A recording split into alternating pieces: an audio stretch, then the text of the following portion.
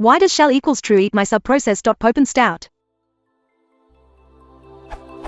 It seems that using shell equals true in the first process of a chain somehow drops the Stdout from downstream tasks, making the first process use shell equals true kills the output somehow.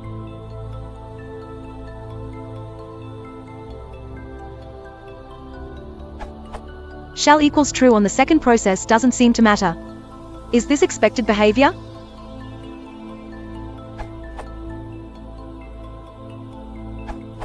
When you pass shell equals true, Popen expects a single string argument, not a list. So when you do this, what happens is this.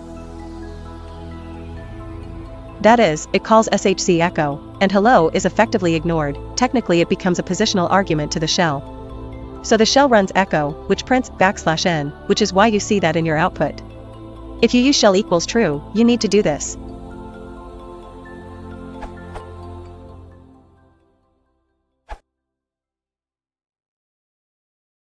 you want to support the channel, please share it and subscribe.